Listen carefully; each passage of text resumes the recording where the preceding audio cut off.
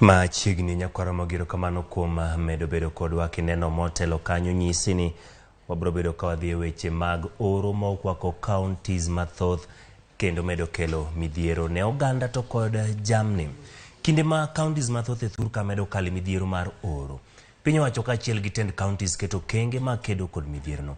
Chenro mar kelo kony mag chiemo ne jopiny e gwenge ma oro goe tach itimo gi riwruoge mag ji giwegi kaachiel gi riwruoge mamoko mopogore opogore e yor kelo resruok. Jalieta nigi lerno. Mane en jatend migawo mochung' ne rowere kod kit chwech Margaret Kobia oyango chiemb kony ne jodak ma kaunti ma Meru ma bende dhi konyo jogo ma midhiero mar kech ohingo. Kobia noyango chiemo mane opoge loche ariyo moting'o chiemb jamni kaachiel gi loche ariyo moting'o ochele kod oganda ne jodak ma Igembe, Tigania, Kanyakla kod Buri.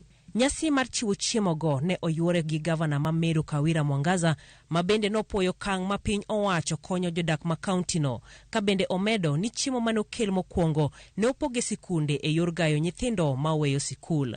All the relief food that we received, we decided as a committee we direct all the rice and beans to our schools because we understood that it could not be enough for every person who was needed to receive even a single mkebe. Mwangaza bende nokwayo piny owacho omed chwalo kony mar chiemo ni mar jodak mang'eny kale kech ka koth poko neno e gwenge makono kuom higni 3 koro. We again appeal to the national government as we consider other dry places, remote places, desert places.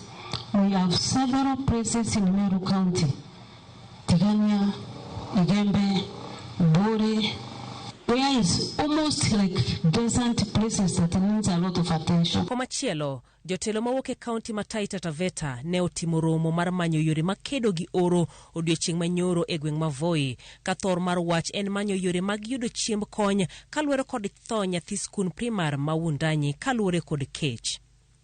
Apisa mochung' ne midhiero mapoya e kaunti no Christopher Mwambingu ne owacho ni maloyo ji 150 dwaro kony mar chiemo ka jamni bende midhiero no oheo.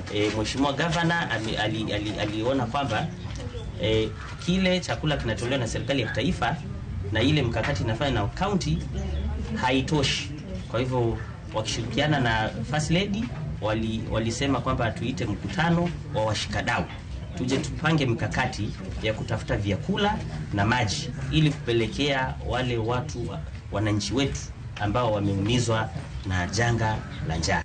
Pauline Atieno ma en jakanyo mar riwruok mar Action Aid bende nomedo ni gibiro fwenyo jogo ma kech oheo ahinya e yor pogo chiemo ne jogo ma hinyore ni mar chiemb kony ma giyudo ok nyal romo jodak duto ma kaunti no. Pia tumejaribu kufanya kitu ambacho tunaita vulnerability assessment, kuhakikisha kuwa wale ambao wameathirika zaidi ndio wanalengwa, kwa sababu chakula ambao tunapata ni kidogo. Ile msaada ambao tunapata kutoka kwa wale wadhamini haiwezi tosheleza kila mtu. Ni vyema kama tunaweza kushirikiana kama washikadau katika Taita Taveta County, tukuje pamoja tuweze kuweka resources zetu pamoja ndio tuweze kufikia wale ambao pengine hawajafikiwa zaidi. Romo no biro manandalo machuok to kaunti no yudo chiemb kony maromo ofuke 2,240 kowuok kuom piny owacho mamalo. Riwruok mar Red Cross bende geto yudo tan 25 mag chiemb kony jumani tok jodak ma kaunti no lalo dhok kod dieka maloyo 500.